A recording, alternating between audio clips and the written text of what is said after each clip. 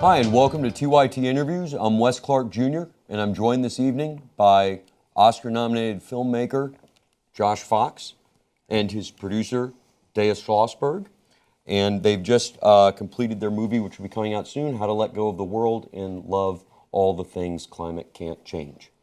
But we're not really going to be talking about that film tonight. We're going to be talking about you. Mm-hmm. You were covering the no DAPL protests in the Dakotas? I wasn't actually covering the Dakota Access Pipeline. I was covering an action that was occurring on the Keystone Pipeline in northeastern North Dakota. Okay. It was part of a 4-state action in which 5 activists shut down the emergency shut-off valves on all 5 pipelines carrying Canadian oil sands into the U.S. That was Ken Ward's group? Yeah. Okay. Yep. So I was documenting the action in North Dakota as an independent filmmaker, as a climate reporter, and the short of it is for documenting that action from a public road. I was arrested and charged with 3 felonies that carry a total of 45 years. Holy shit. Max sentence. It's crazy. Yeah. So you're standing on a public road. Yeah. You are filming people that are not near you, that you are not a part of their organization. You've worked for National Geographic. You've produced films, documentaries. You are a genuine, real filmmaker and journalist, and you are now being charged with being essentially a journalist. Essentially, yeah. I mean, I see my role as going where the mainstream media doesn't, especially in regard to climate issues and environmental issues, where there's a major gap in the covers, there's a major gap in public education and understanding of what's going on, and we have a really powerful responsibility, obligation as independent media who aren't constrained by the same market forces to report on these things. And understanding how significant this action was to bring attention to the tar sands and attention to climate change, I felt it was essential to be there to document it. And that's what I was doing. And that's what 2 other filmmakers in Washington State were doing, documenting the same action, and they are also facing felony charges. And they were also on public roads. On public roads, not part of the action itself, but just filming it, just capturing that story to share with a larger audience so people can understand what is happening and why people are taking actions like that. What is happening, and why are people taking these actions? We are in a climate emergency. We are already seeing many impacts of climate change,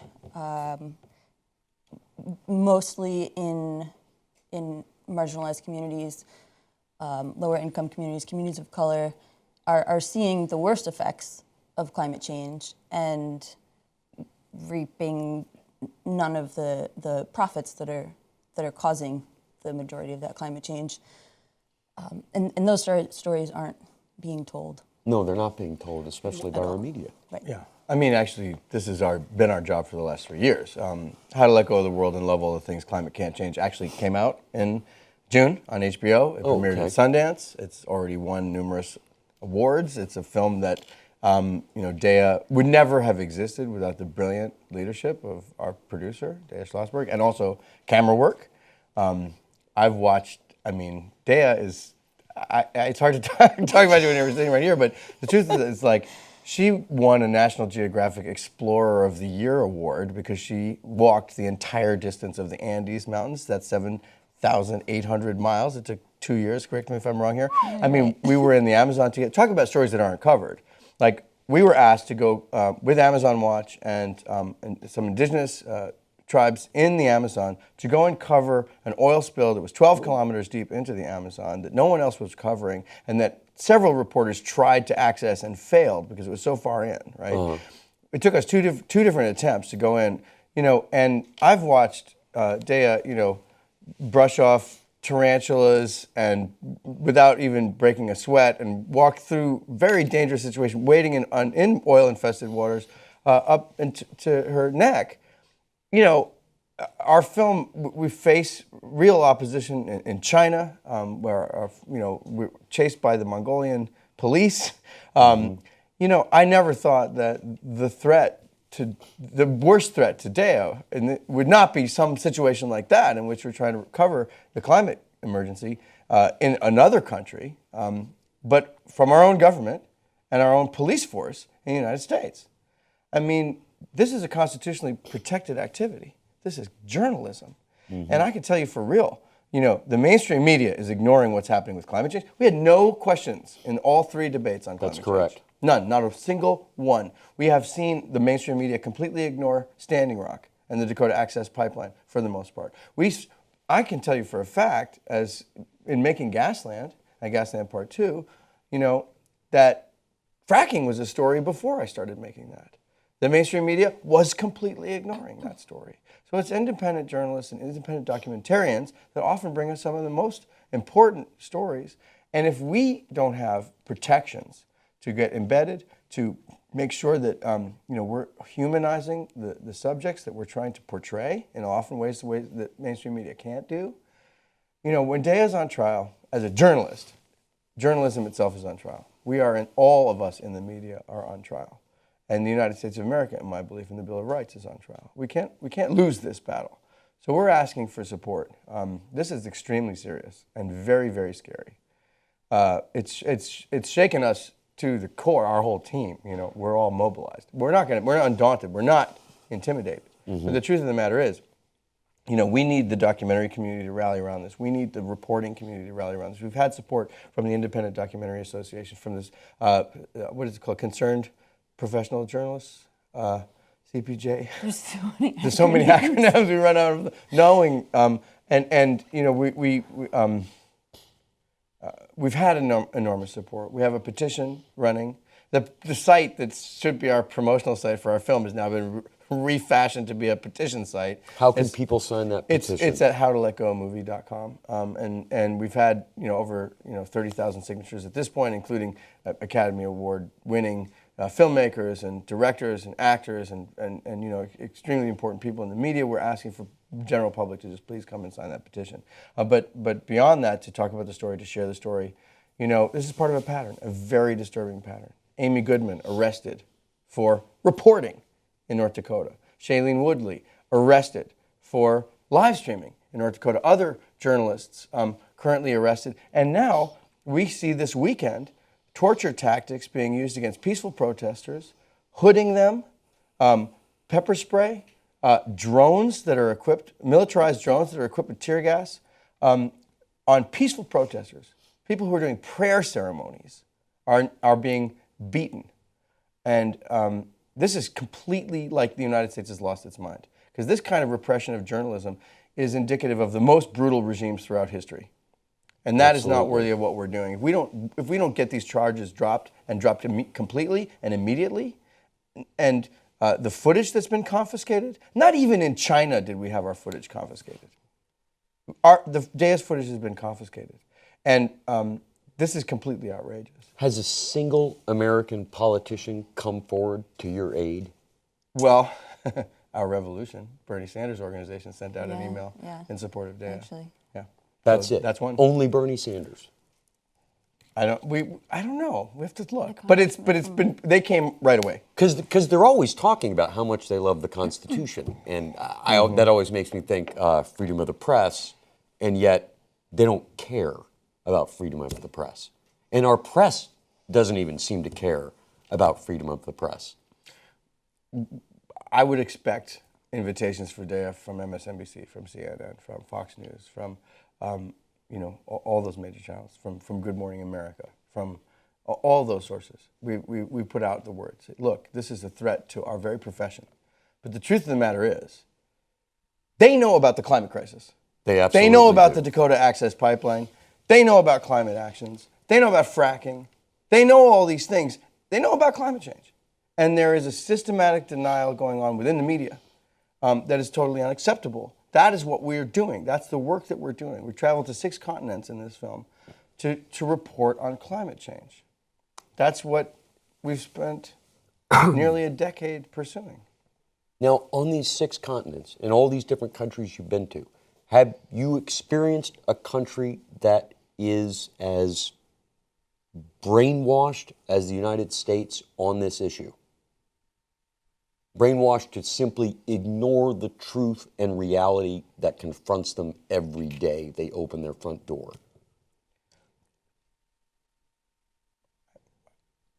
I'm not familiar enough with the media in other countries to say what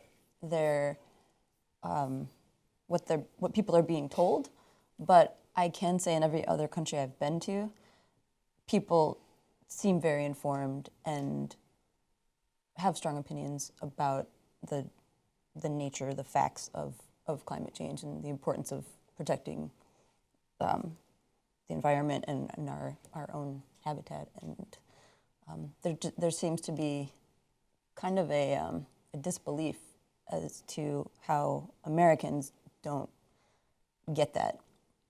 It's a very conscious decision on behalf of companies and sponsorships and all of that. I literally cannot believe you guys have not gone on to MSNBC and these other major networks. Not yet. That blows my mind. Well, I mean, it's part of the, well, go ahead.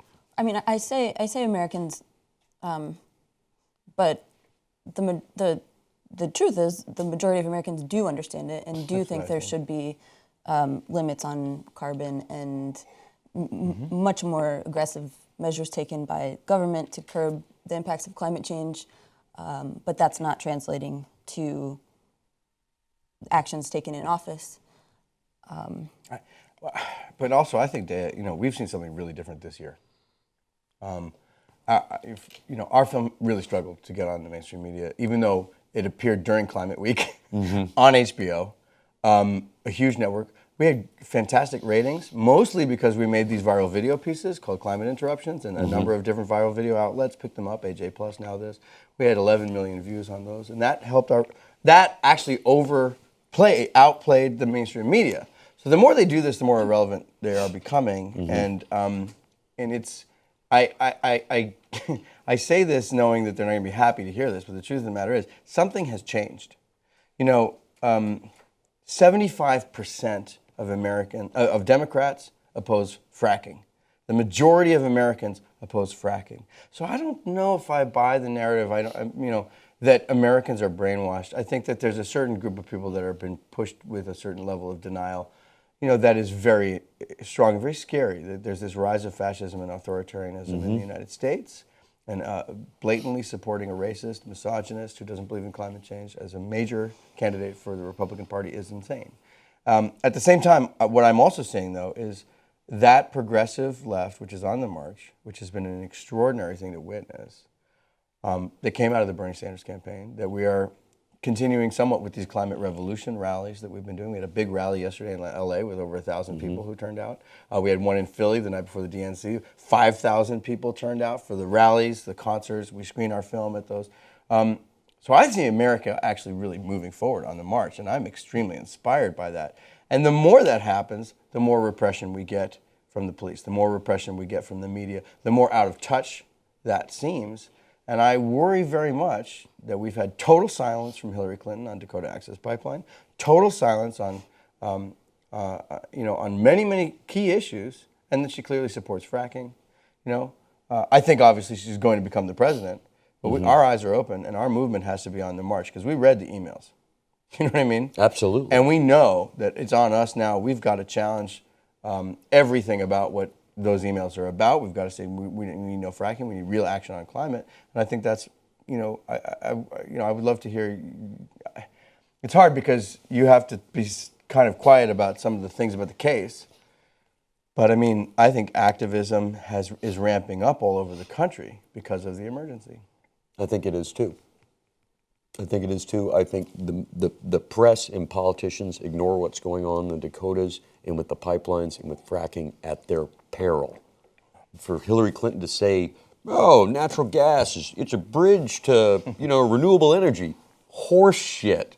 There's nothing. It's not a bridge to anything. It's a bridge to money that goes into their campaigns. No, well, that's Plain and simple.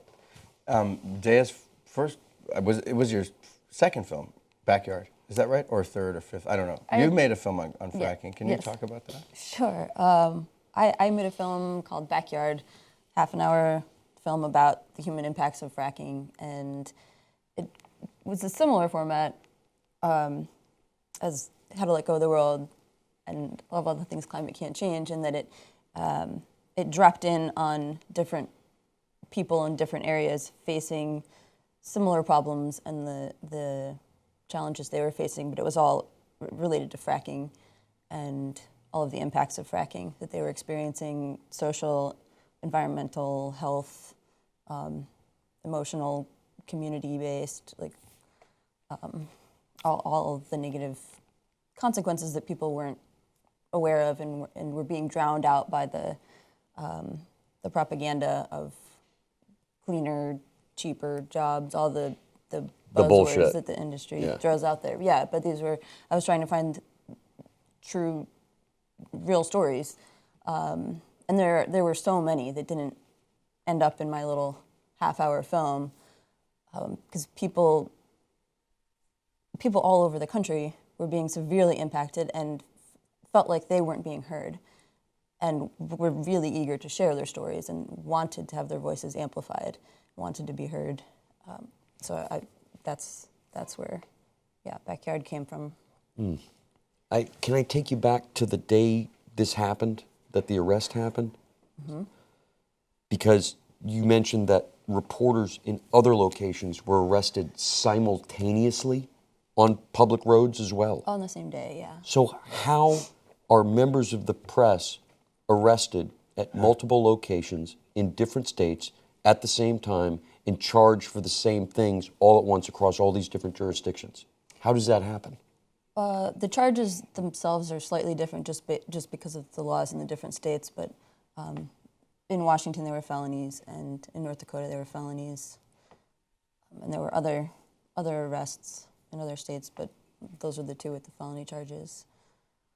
Another cameraman that we work with. They were ready for you. In fact, another cameraman, an editor that we work with, Steve Liptay, is facing charges as well that he received in the mail. He wasn't arrested. Let me just be really clear. Deia was arrested, and she was charged first, or as an accessory. Right? You're not an accessory. You're the media.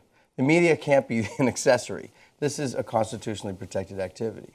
And then you were held for 53 hours in jail without being able to talk to a lawyer. To me, I think that's illegal. They've declared a state of emergency in North Dakota, so it's not illegal. But you're declaring a state of emergency. The state of emergency? In North Dakota, and that is why you see tanks on hand when people are doing peaceful prayer ceremonies. That is why you see the militarization of the police force. That was their justification for holding Deia longer than 48 hours without being able to talk to a lawyer. So I was in Europe. We were touring How to Let Go of the World and Love All the Things Climate Can't Change in England and Scotland and the Netherlands. And I'm getting all this information. And we're sitting here going, when is she getting out? And then all of a sudden the charges come down and it's 45 years. Edward Snowden himself tweeted out, look at this case. By contrast, I'm only facing a mere 30 years. So, I shudder to think that in this United States that journalism is becoming a crime. Journalism is the core of what we do. It was established, Alexander Hamilton. This is how we got the Bill of Rights. And it is extraordinarily terrifying to think that they could lock you up for that long, that they could put these charges out there. And not only for the journalists, but for the activists themselves, Mm-hmm. And I mean, the activists who turned off the shutoff valves, right? This is tar sands oil. Tar sands oil is the dirtiest oil on the planet. It is scraping the surface off of the boreal forest of an area, and the area is the size of the state of Florida. And it is polluting the rivers, the Athabasca River of the First Nations tribes in Canada there. They're using fracked gas to boil down this tar sands that they frack in another reservation in the Blood Tribe in the southern part of Alberta. The whole thing is total, absolute chaos. It looks like the apocalypse unleashed. And we've covered tar sands in the past. You saw the Keystone XL pipelines really mention what was going on with tar sands. The tar sands is not a development. The tar sands is a human rights abuse. The tar sands is a crime. The tar sands is a crime. Covering the tar sands is not a crime. Shutting down the pipelines, in my view, right, is also not a crime. These people were brave. They went to the emergency shutoff valves. They called the company ahead of time, said, we're shutting you down because this is an emergency. It's a climate emergency. And we're shutting these pipelines down, and then they sat down and waited to be arrested. Now, those people expected to be facing some jail time, but what they're facing in their charges, in some cases, one of them is charged with 84 years. What? And no one is talking about the activists in this. The activism of shutting these pipelines down to make a statement that says, we are operating out of necessity for our planet. 84 years one of them is charged with. Now, our film is very explicit about what happens with climate change. We see the South Pacific Islands disappearing in the film. We see, obviously, what's going on in the Amazon, but the people in New York City drowned in their own homes during Hurricane Sandy. The climate emergency, which we found out during our research, is so much worse than we thought it was. That we're right around the corner from extraordinarily difficult problems. Within 4 or 5 years. Well, we've warmed the Earth by 1 degree. We've got enough carbon dioxide and methane in the atmosphere right now to keep the radiative effect of the warming to get to 1.5 degrees, okay? At 2 degrees of warming, we bring about an unstoppable process of 5 to 9 meters of sea level rise. That means say goodbye to New York, Washington, D.C., Baltimore, Providence, Boston, Miami, New Orleans, Berkeley, Oakland. The list goes on and on. Our whole eastern seaboard is threatened at 2 degrees. That means no more new pipelines, no more new fossil fuels. James Hansen, the grandfather of climate science himself, said tar sands is game over for the planet. The United Nations estimates at 2 degrees 800 million climate refugees. 30 to 50% of the species on the planet go extinct at 2 degrees. I think these activists have a point. And that is what the mainstream media is ignoring. To say nothing of the First Amendment issues, what the activists themselves are doing, I consider an act of bravery. And I consider an act of extreme sacrifice, even if they knew they were going down for a year or 2 years, let alone 84. To take that on themselves and say, we're calling attention to this absolute human rights abuse and the climate emergency by shutting down these pipelines. Of course you have to have reporters there.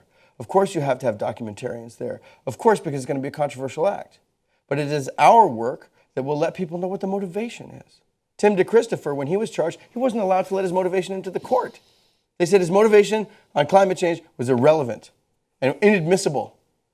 It's the court of public opinion. We have to make sure that people know, whatever they think of the protest, you have to be able to hear about it, right? Yeah, and it's very frustrating for me to be addressing First Amendment issues when the whole reason that I was out there and the whole reason that I do what I do is to tell the stories of the people on the front lines. It just feels like a massive shame to me that we're not talking about that right now. That instead we're just dealing with being able, the basic right to be able to talk about those things. It's stunning to me because you're talking about, you've had this criminalization going on for years of journalism, with the gag rules about industrial, animal farming and everything else, where they're not allowed to see where their food comes from. There's no way I would have been able to make Gasland if those laws were in effect in 2008, 2009, 2010. I could have been arrested for at least 80% of the shots in that film. Our audience knows, but Her Majesty's science advisor in the UK government said last year, civilization itself will collapse by 2035 unless something is done immediately to address the climate emergency. And yet, here we are, you and the Native Americans up at Standing Rock and the activists are literally trying to save the lives of every person on the planet. And you're trying to tell them that the world is ending unless we stop this, and they're jailing you for it, and they're attacking people for it. And to me, it's just beyond stunning, and it makes me wonder, what the fuck happened to this country? I mean, did we grow up always thinking that we needed to be lied to? I mean, I read now, you go back and you read stuff Václav Havel wrote in the 1970s, and you think, there is a fundamental power of truth. It's fundamental. And to deny it is to be part and accessory to what is going on. Well, we've been part of smear campaigns before, attacks on the character and the credibility of the work, and it gets to you. It's very hard to do. So I wondered, I mean, I don't know if you want to, it's up to you. I mean, I know your ability to talk about the actual case is very limited, but I'm just wondering, what are you thinking when you're in the jail cell for 53 hours? That's longer than I've ever been in jail. What was going through your head? And were you alone? Yep. I was the only female in the county jail, so I had my own. I mean, yeah, I was alone. I was alone for that whole time. Did anybody talk to you? They just marched you into a cell and left you there for 2.5 days? Yep. How were you fed? How were you given water? Through the little door in the door. Did you ask to speak to a lawyer? Yeah, I after a day figured out or was able to get access to a phone card so I could call out, and I didn't end up being able to connect with a lawyer until later in the second day that I was there. Yeah, I mean, my brain went a lot of places in those 53 hours. There was a lot of just bewilderment.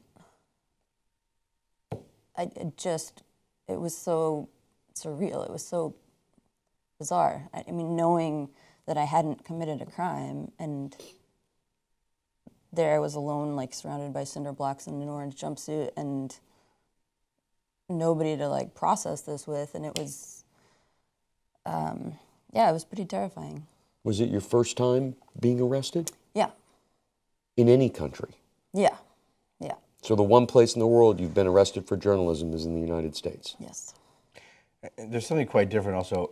I have to say I've been arrested, I don't know, a lot of times. Most of them were planned, you know.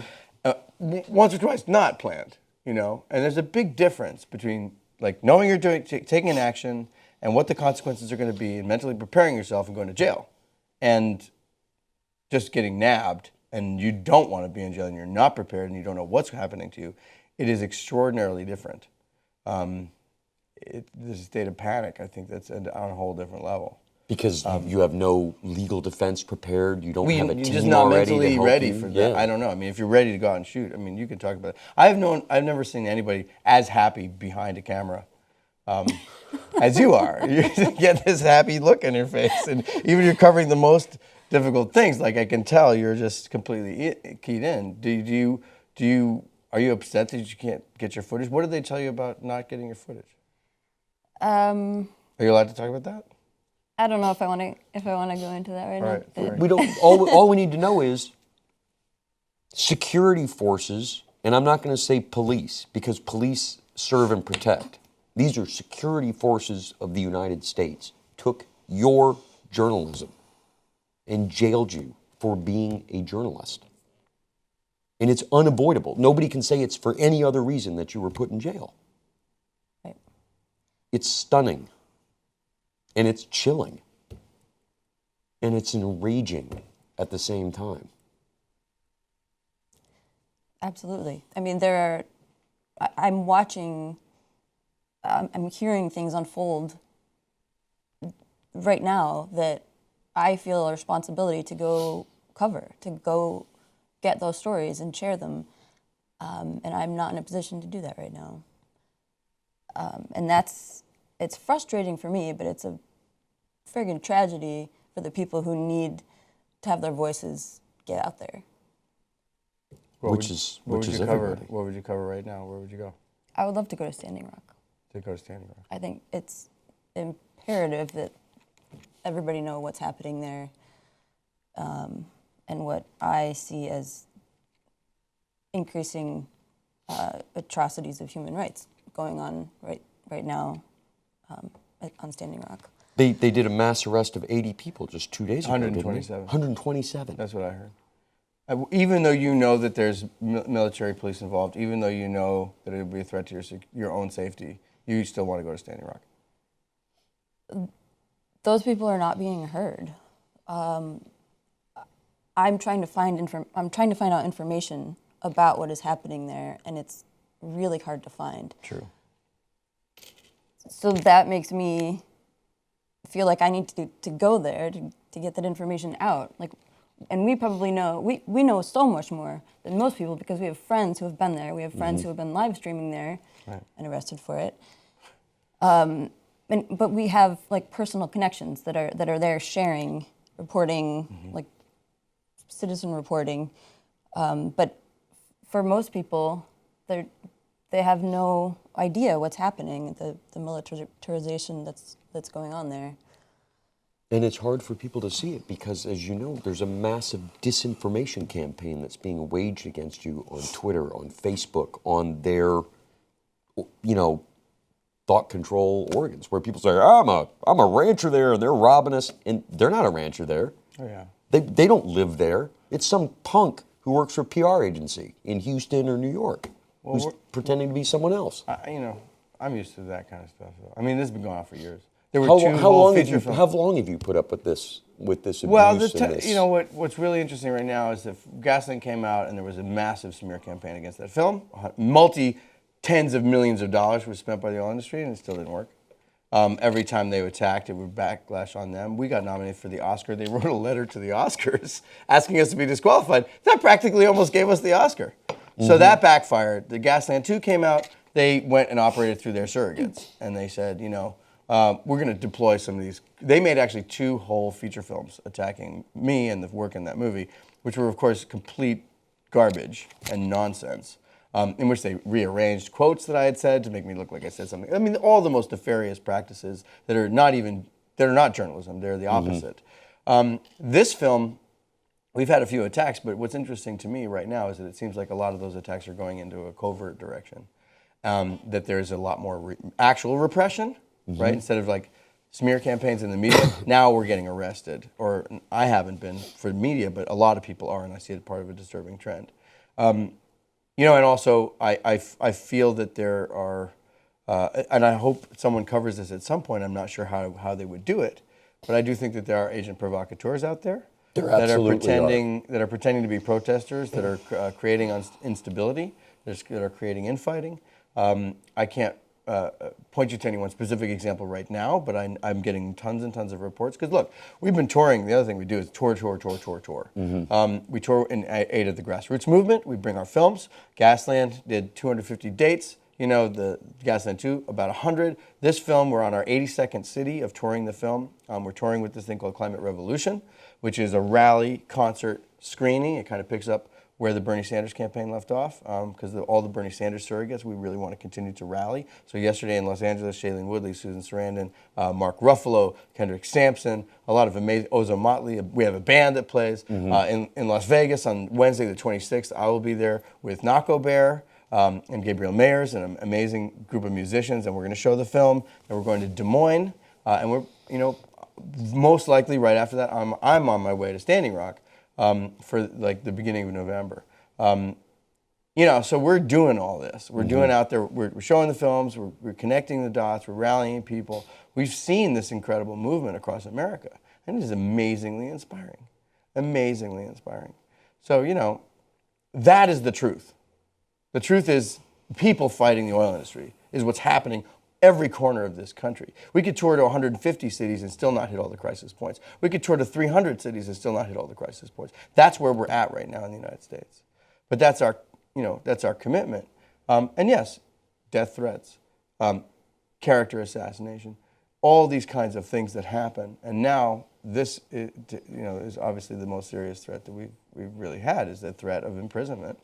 Imprisonment without a president who supposedly cares about human rights and the Bill of Rights to say anything about it. because I can guarantee you Barack Obama knows what happened, and his wife knows what happened, and the vice president knows, and Hillary knows, and the rest of them know. But they're not saying anything, and they're not doing anything because it doesn't get them anything, more or less, which is also enraging in a democracy. My hope is that they're looking at the system, the broken system, and seeing these trends and working to remedy those trends and reverse them, and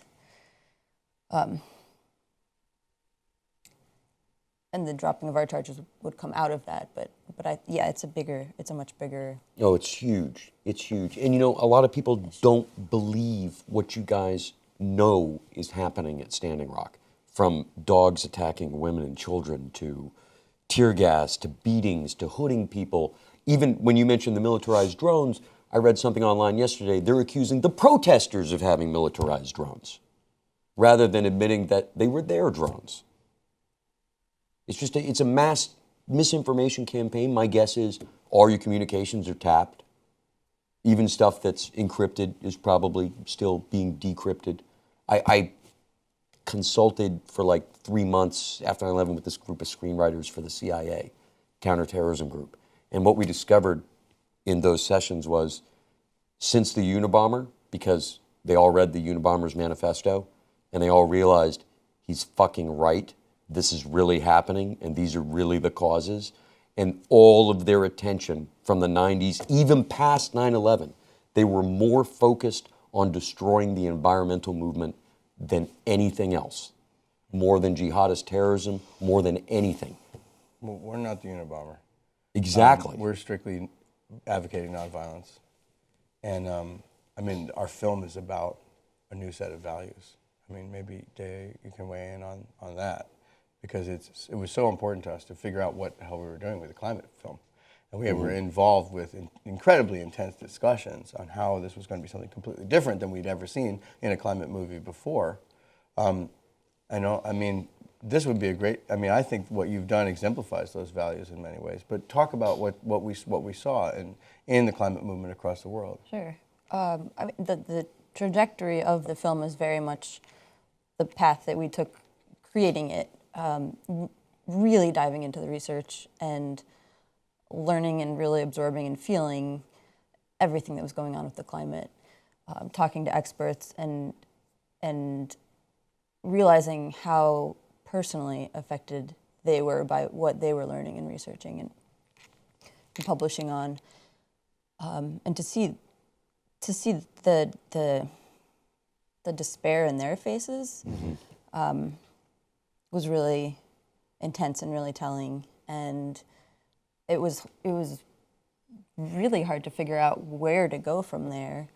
And I think many people in the environmental movement, in the climate movement, have been to that place or on their way to that place of just despair, and feeling completely helpless and hopeless. And what do you do?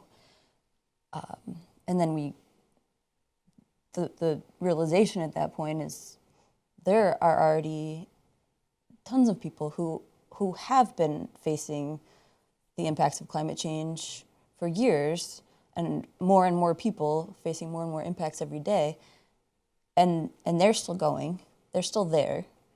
How did they cope with it? How did they handle it? What are they doing now?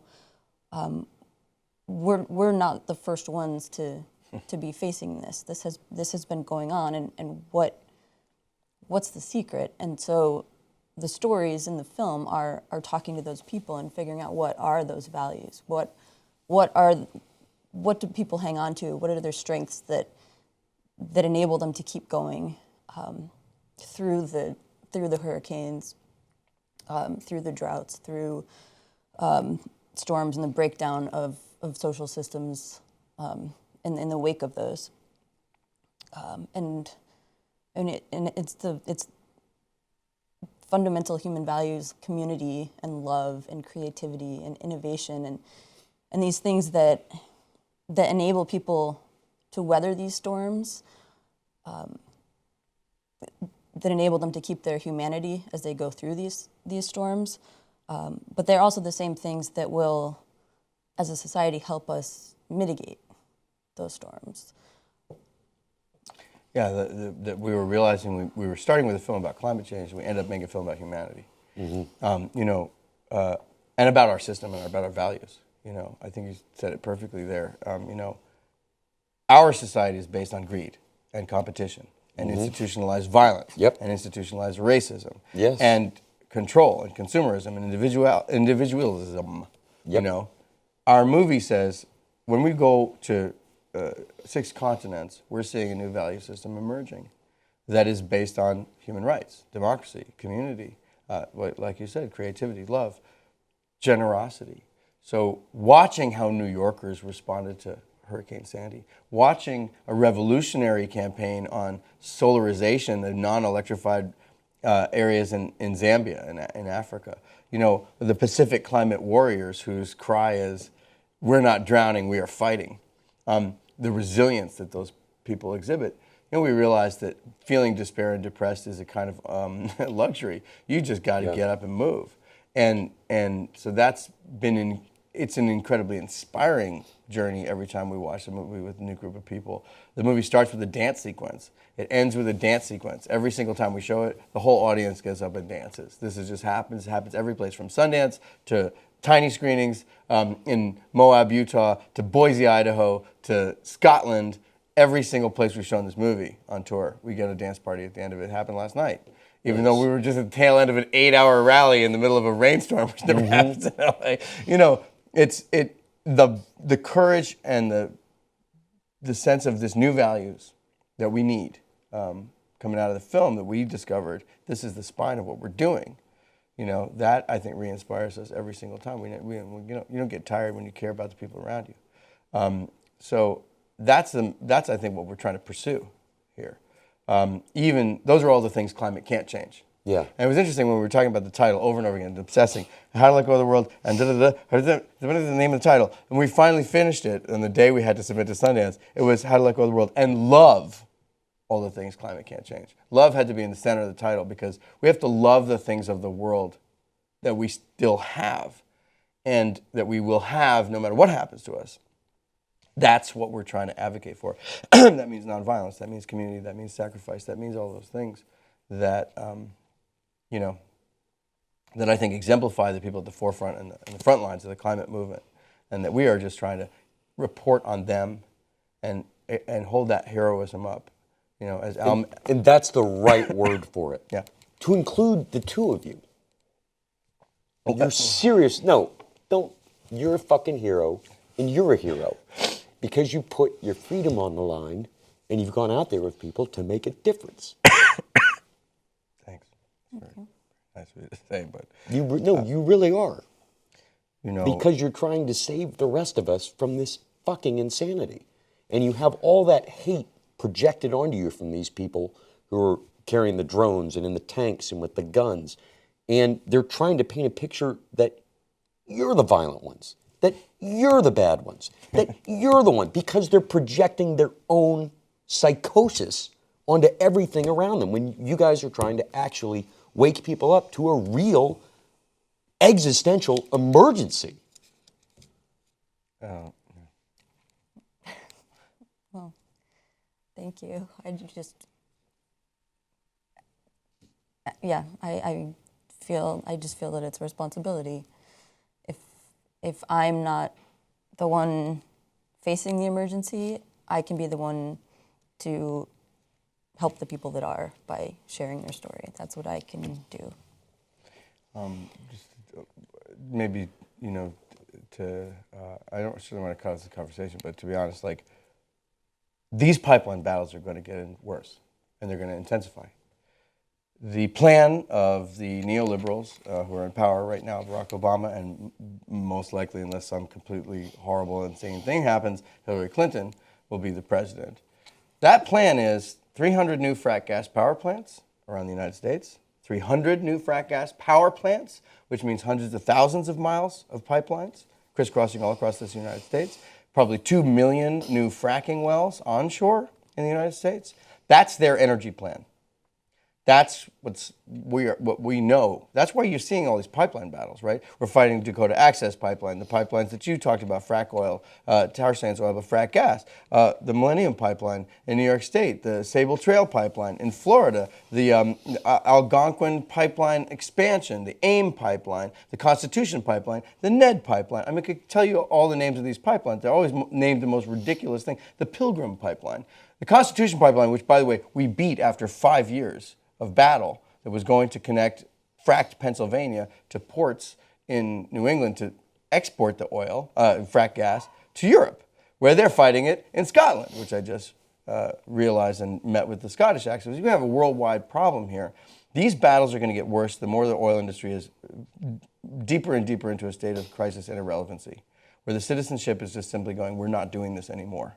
That's why they don't want people to know what Deia is reporting. That's why they don't want people to know what's going on at Standing Rock. That's why they don't want people to know the battles that are happening with the Federal Energy Regulatory Commission in Pennsylvania over all these different, the Penn East pipeline, another pipeline. We've toured these pipelines all across America because the whole country is up in arms against, not in arms, but in a uproar, a peaceful uprising, I should say, against fracking, against offshore drilling, against coal, against tar sands, against, pipelines galore. It's got to be one of the biggest land grabs in American history, what they're doing with condemning eminent domain, condemning people's land for pipelines. And this is the plan, because the natural gas industry went into the White House and lied and said that they were better than coal for the climate, which is a lie. Scientifically, it's a lie. And the Obama administration said, okay, we believe you. And more science gets put in front of them that says you absolutely cannot frack the United States. This is a 30 to 40, the natural gas bridge, 30 to 40 years. Because you don't finance a power plant for 5 years. Like your home, you finance it for 30 to 40. That's a 30 to 40 year bridge. I've said over and over again, the only person who wants to spend 30 years on a bridge is Chris Christie. And we're not listening to him for anything anymore. That guy's probably going to get indicted, right? Or if he hasn't already, I was out of the country. But truthfully, this is what we're seeing when we have oil interests overpower citizens' agency in our own government. Hillary Clinton has to stop taking the money from the fossil fuel industry. The Democrats have to get off of that immediately, because otherwise their climate plans, emissions actually went up during the Obama administration. I do know that. Not down. I do know that. Because of fracking. And so the fracking battle and the climate battle, the pipeline battles, the backyard battles, they're all colliding right now. And, we would rather be fighting those battles than a battle about the First Amendment. But of course, here we are. You guys are delivering the truth in your heroes. How do people get involved and do more? Who can they give money to? How can they help shut this down? Okay, well, I am supposed to be saying it's shutitdown.today.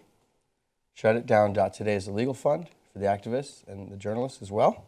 The petition for Deia and I think we added the other journalists to the petition, I'm not 100% sure, is howtoletgomovie.com. That's our movie website that we've retooled to be a petition website. Howtoletgomovie.com for the petition. Please sign that.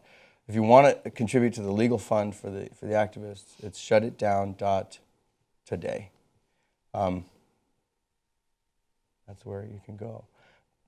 You want to add anything to that, please? There's also a small piece on the shutitdown.today website of one of the activists, Ken Ward, talking at his arraignment about why he did what he did, what motivated him to do what he did, and those are the stories that we were trying to cover, and thankfully that was captured. He articulated that on camera at the arraignment, so people can hear from him directly and really get a sense of why people are putting themselves on the line like that.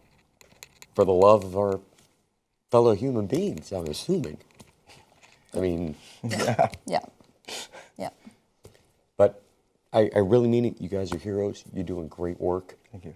And for the audience out there, help these people. Help yourselves. Shut it down.